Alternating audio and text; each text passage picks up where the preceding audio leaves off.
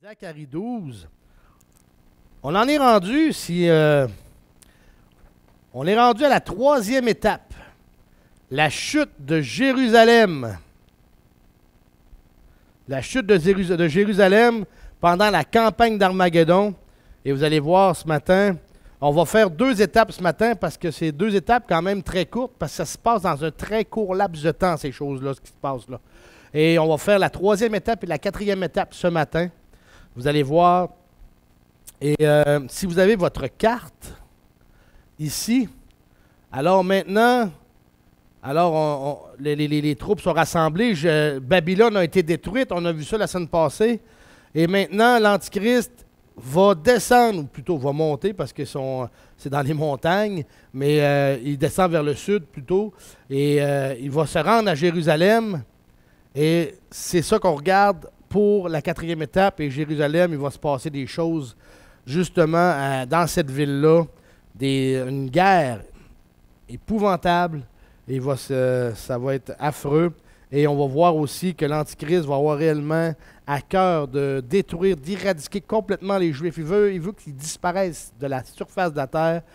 Et notre 4e étape, qu'on va voir tout à l'heure, bien entendu, après Jérusalem, il s'en va à Botsra parce que, on va voir ça tout à l'heure, il y a quand même une partie des Juifs qui se sont sauvés à Botsra ou Petra, parce que c'est 2 villes pratiquement communes, là, côte à côte, sont près une de l'autre. C'est pour ça que les 2 villes sont mentionnées à tour de rôle.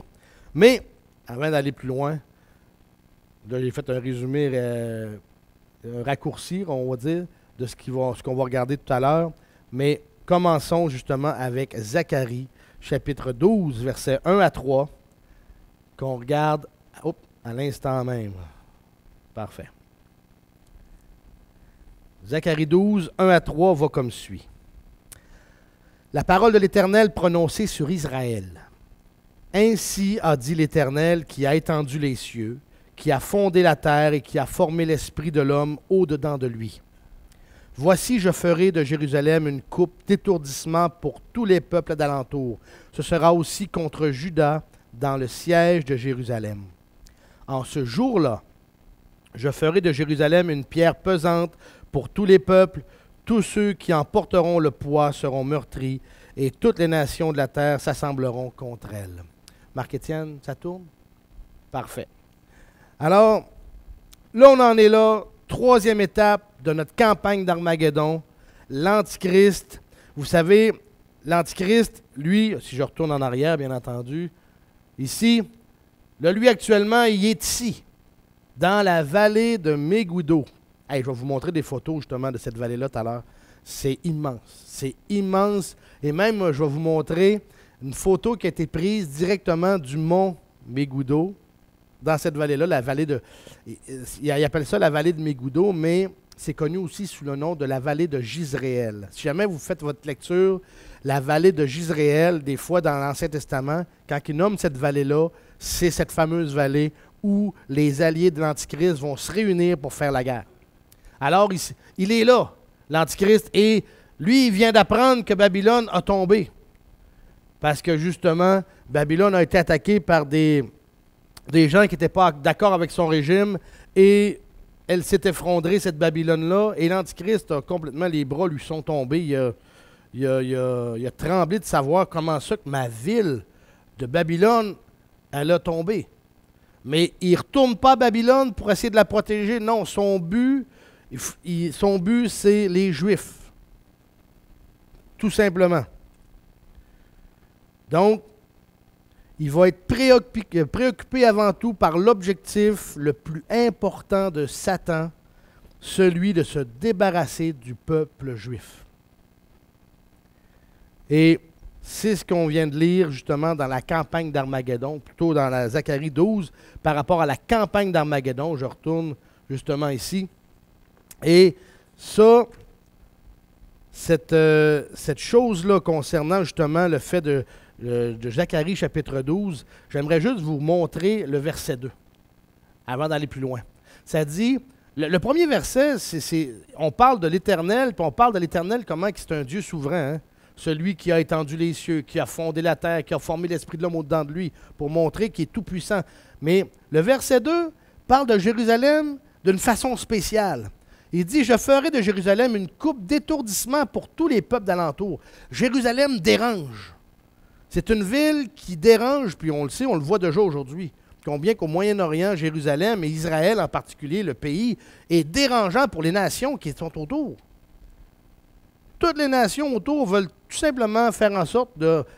Eux autres, leur expression, c'est de jeter Israël à la mer. Okay? Ça, c'est l'expression, autrement dit, de les repousser sur la mer, sur la côte, pour qu'ils puissent s'en aller ailleurs, pour qu'ils récupèrent le territoire. Mais encore aujourd'hui, mais à ce moment-là aussi, ça va être la même chose. Je ferai de Jérusalem une coupe d'étourdissement pour tous les peuples d'alentour, et ce sera aussi contre Juda. Oh, donc Juda, le sud d'Israël, dans le siège de Jérusalem. Jérusalem va être assiégée. Assiégée. On va aller un petit peu plus loin.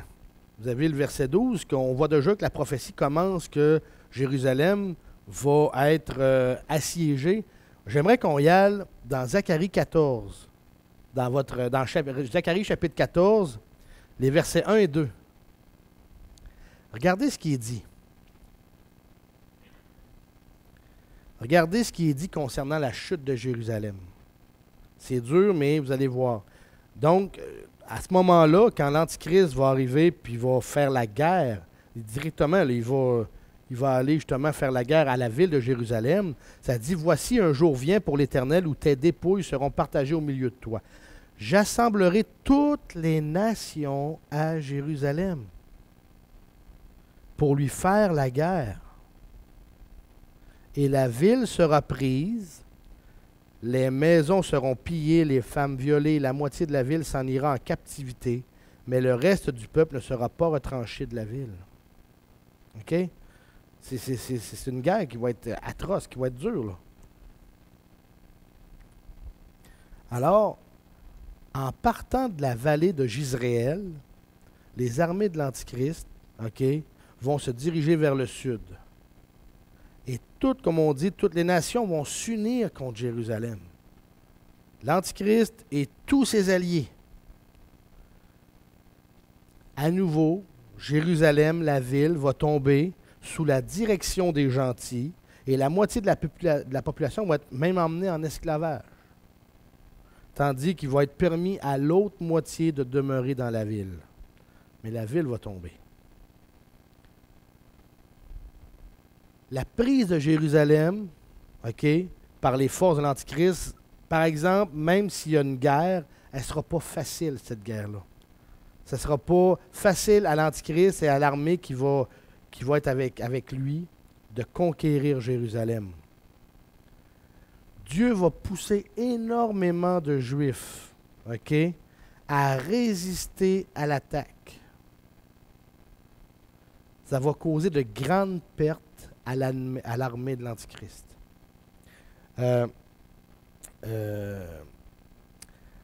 Au verset 3, OK, vous êtes dans Zacharie, chapitre 12. On va... juste avant d'aller plus loin. La fameuse vallée d'Israël, ça l'est, ça. Et vous voyez comme ces planches. Ici, là, c'est... Napoléon, quand il a vu cette vallée-là, il a dit que c'est le plus beau champ de bataille qui a été vu de voir.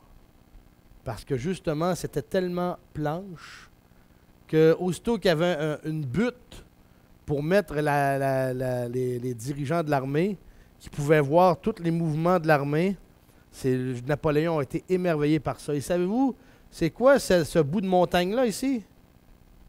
C'est la montagne de Megiddo. OK? Le Armageddon, autrement dit, c'est cette montagne-là. Là. On en voit juste une petite partie. Vous voyez, l'autoroute passe dans le bas ici avec l'auto. C'est quand même, pour le secteur, c'est pas des grosses chaînes de montagne comme dans l'ouest ou ainsi de suite. Là. Donc, cette montagne-là, c'est une portion ou un petit coin, on va dire ça, comme ça, du mont Megiddo. Ça reste que pour le secteur, c'est quand même une bonne butte, OK? Une bonne colline. Et je vous en montrer un autre. Voici une autre partie de la vallée en question. Dans le fond, c'est le mont Tabor. C'est un des monts que Jésus a monté dessus. OK? Et puis, ça ici, là, c'est, encore une fois, c'est une partie de la vallée. On voyait comme ces planches, comment des troupes peuvent facilement traverser et se rassembler dans cette vallée-là pour se préparer pour la guerre. C'est assez impressionnant, réellement, là, de voir comment le Seigneur a vu ça à l'avance. OK. Retournons maintenant justement à notre déplacement de l'Antichrist avec son armée et la prise de Jérusalem. Alors, Jérusalem, comme j'ai dit, l'armée va partir à la conquête de cette ville-là, mais ça ne sera pas facile. Ça ne sera pas facile. J'aimerais qu'on regarde justement le verset 3 de Zacharie 12. Vous retournez dans Zacharie 12, le verset 3. Ça dit, regardez ce qui est dit. En ce jour-là, je ferai de Jérusalem une pierre pesante pour tous les peuples. Tous ceux qui en porteront le poids seront meurtris. Et toutes les nations de la terre s'assembleront contre elle. Ce que je veux dire par là, c'est juste la mention de dire que ceux qui veulent aller attaquer Israël vont être, vont être meurtris. Donc, ça va être réellement difficile pour l'armée conquérante de pouvoir gagner cette ville-là. Alors, on va continuer maintenant dans Zacharie 12, le verset 4, pour qu'on puisse poursuivre. C'est-à-dire au verset 4, en ce jour-là, voyez-vous que c'est drôle que dans Zacharie 12, il commence tout le temps par en ce jour-là, en ce jour-là, en ce jour, et ainsi de suite. Il y a beaucoup de choses qui vont se tramer, qui vont se passer à ce moment-là, lors de la prise de Jérusalem. En ce jour-là, verset 4, dit l'Éternel, je frapperai d'étourdissement tous les chevaux et leurs cavaliers. De vertige, j'aurai les yeux ouverts sur la maison de Juda et je frapperai d'aveuglement tous les chevaux des peuples. Encore une fois, vous voyez que ça va être difficile de conquérir Jérusalem. Et tous les chefs de Juda diront dans leur cœur, les habitants de Jérusalem sont notre force, par l'Éternel des armées, leur Dieu. En ce jour-là, je ferai des chefs de Juda comme un brasier parmi du bois, comme une torche enflammée parmi des gerbes. Ils dévoreront à droite et à gauche tous les peuples d'alentour, et Jérusalem demeurera assise à sa place à Jérusalem. Et l'Éternel sauvera premièrement les tentes de Juda, afin que la gloire de la maison de David et la gloire des habitants de Jérusalem ne s'élèvent pas au-dessus de Juda. En ce jour-là, l'Éternel protégera les habitants de Jérusalem, et le faible parmi eux sera en ce jour-là comme David, et la maison de David sera comme Dieu, comme l'ange de l'Éternel devant eux. Et il arrivera en ce jour-là que je chercherai à détruire toutes les nations qui viendront contre Jérusalem. Les versets 3 à 9, là, il y a beaucoup d'éléments dans ça, là, OK? C'est comme il y a beaucoup de... Là, on t'arrête de toucher au fait de la prise de Jérusalem, mais même dans la portion qu'on a lue, il y a des choses qui vont se passer, mais après la prise de Jérusalem, OK? Mais ce que je veux dire, et le point que je veux garder ce matin, c'est le fait que la conquête de Jérusalem va être difficile. On va regarder les éléments de ce passage-là un peu plus tard, même dans les semaines qui s'en viennent.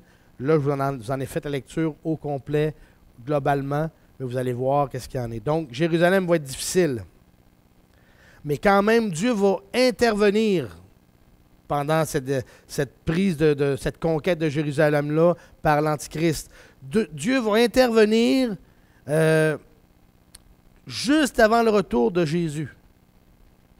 Il va faire en sorte que les militaires juifs vont recevoir une force providentielle qui vont sembler détruire l'ennemi. qui va sembler avoir la victoire sur l'Antichrist. Mais malgré cela, la ville va tomber. La ville va tomber. N'oubliez pas ceci. Quand Dieu permet une chose, il a un plan bien précis. OK? La prochaine étape qui s'en vient dans les semaines qu'on va regarder, à un moment donné, Israël va se tourner vers Jésus, vers le Messie. Mais avant qu'il se tourne, Dieu doit se débarrasser de ceux qui ne veulent rien savoir du Messie. D'accord? Vous me suivez? Alors même parmi son peuple, il y en a qui veulent tout simplement se fier sur leur propre force. Et l'Éternel permet que ces gens-là tombent parce qu'ils sont encore rebelles contre Dieu. Et même parmi les Juifs, il y en a des rebelles. Alors il va permettre que ces Juifs-là affrontent l'Antichrist. Et oui, les armées de l'Antichrist vont subir des lourdes pertes, mais en même temps, ces militaires-là vont tomber au combat. Vous me suivez? Ça paraît méchant, ce que je dis là, mais non. Dans le regard de Dieu, ce n'est que justice. Point final.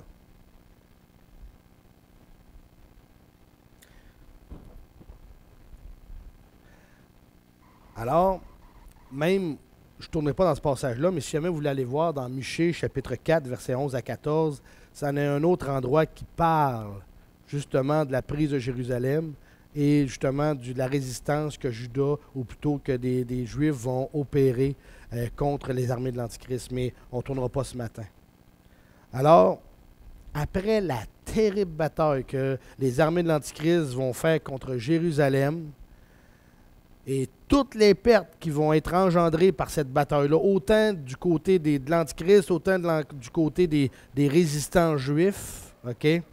Les soldats de l'Antichrist vont attaquer les foyers juifs de Jérusalem. Ça dit que les maisons vont être pillées, les femmes vont être violées, et celles qui vont demeurer là. Et ça va terminer cette prise de Jérusalem-là,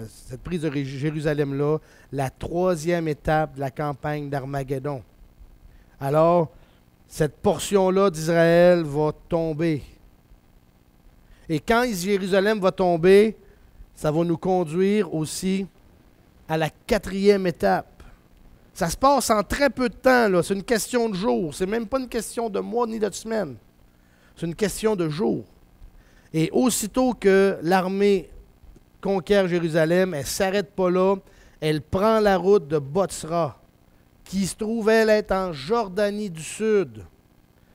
Si jamais, là, je ne montrerai pas dans votre carte, mais si vous avez votre carte proche, OK, vous voyez qu'on a traversé la frontière et qu'ici, ce territoire-là, ici, c'est la Jordanie.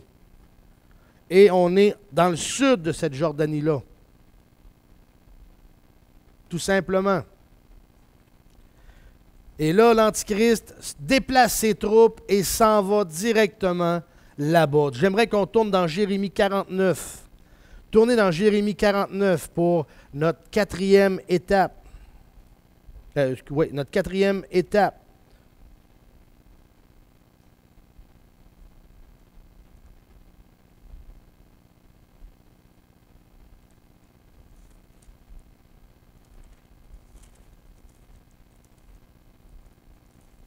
Jérémie, chapitre 49, versets 13 et 14. Jérémie 49, 13 et 14. Tout le monde l'a dans sa Bible? Parfait. Regardez ce qui est dit maintenant, parce que là, l'Antichrist se déplace, arrive à Botsra. Saviez-vous que... Vous rappelez-vous que j'avais parlé il y a quelques semaines que l'Antichrist avait réussi à contrôler toute la Terre à part une section de la Terre? Hein? C'était quand les prophéties ont été écrites, il parlait du territoire d'Édom. Hein? Ces territoires-là qui n'auront pas le plein contrôle. Puis aujourd'hui, ces territoires-là qui avaient été nommés, c'est le territoire jordanien. Purement et simplement, c'est carrément le territoire jordanien. Et ce territoire-là ne sera pas sous le plein contrôle de l'Antichrist. Alors l'Antichrist arrive à Bozrah où les Juifs, là, je vais récapituler, j'espère que je ne vous mélangerai pas.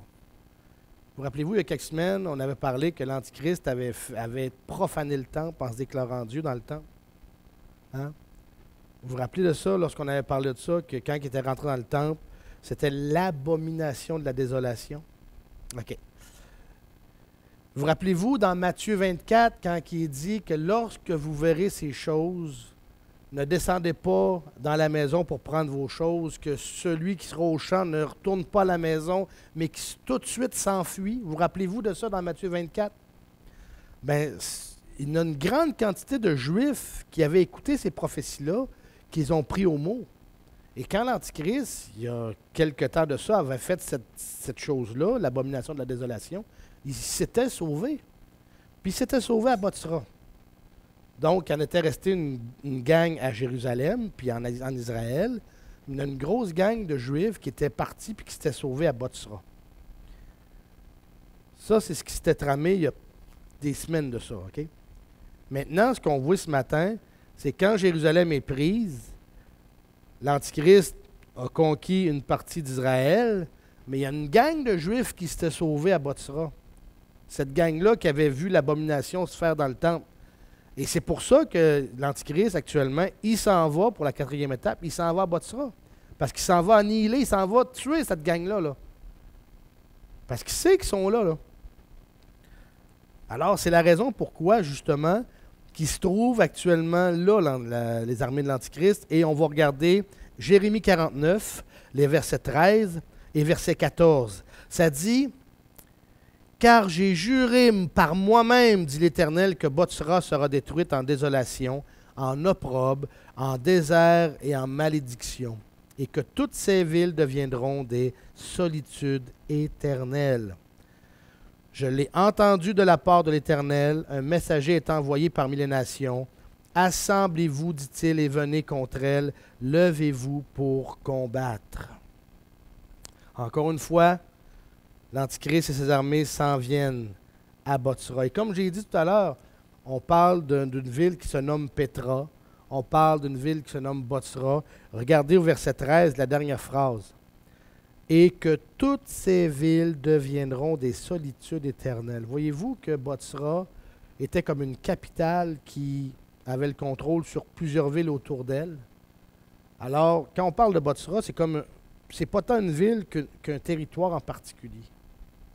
D'accord? Et là, l'Antichrist s'en vient avec ses troupes. S'en vient.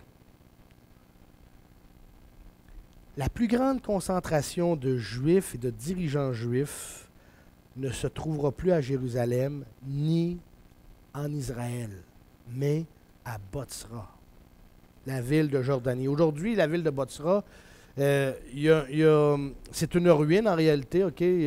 Il y a une petite ville jordanienne qui s'est bâtie pratiquement à côté, dans les quartiers à côté. OK? Mais ça n'a plus autant c'est plus autant la grande ville qu'à l'époque où Jérémie a reçu cette prophétie-là. Mais quand même, il y a encore des gens aujourd'hui qui restent dans cette localité-là. Il y a encore des gens qui restent quand même dans les localités autour aussi. Alors, les Juifs vont se trouver dans cet endroit-là. Ils vont s'être sauvés là.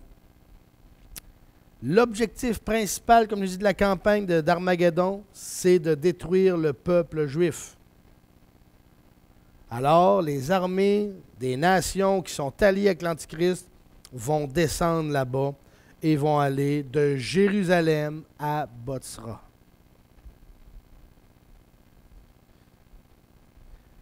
Ils vont se réunir là afin de détruire la ville, de détruire la région. Et pour toute chose, détruire le peuple juif, le restant. À la fin de la 4e campagne, OK, il va rester seulement 3 jours. 3 jours avant la fin de la campagne d'Armageddon. et de la grande tribulation. Voyez-vous que ça se passe vite. Si on parle de Jérusalem qui vient de tomber, il ne prend pas le temps de se reposer. On prend les troupes, on descend à Botsra, on détruit la région, on s'apprête à détruire tout ce qui reste du peuple fidèle de Juifs qui sont là. Et c'est là, qu'on en est rendu, à la 4e étape. Les Juifs ne sont pas encore détruits. OK? Probablement que l'Antichrist est en train de bombarder. Et on doit en rester là parce qu'il va se passer un événement crucial chez les Juifs. Puis on va regarder ça la semaine prochaine, mais c'est un événement crucial qui vient de changer toute la donne concernant justement les événements qui vont suivre. Cet événement-là, je vous le dis, puis je vous le donne en compte, c'est la régénération de la nation juive. C'est à ce moment-là que les Juifs vont se tourner vers le Messie. Et on va regarder ça en profondeur la semaine prochaine, mais juste pour vous dire que cet événement-là qu'on va voir, c'est crucial.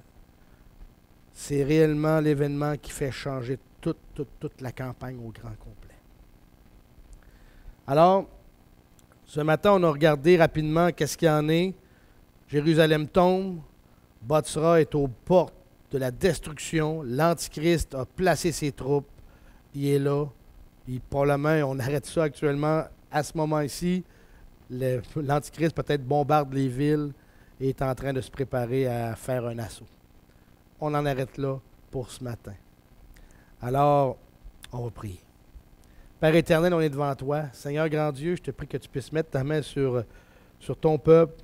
L'école du dimanche ce matin a été courte, Seigneur, mais c'est important de pouvoir séparer chacune des étapes concernant cette campagne-là parce que, justement, afin de bien comprendre tous les mouvements de troupes, tous les événements qui vont se produire parce que chaque événement est bien capital et crucial pour notre bonne compréhension de ta parole. On t'aime, Seigneur, et c'est au nom de ton Fils Jésus qu'on te le demande. Amen.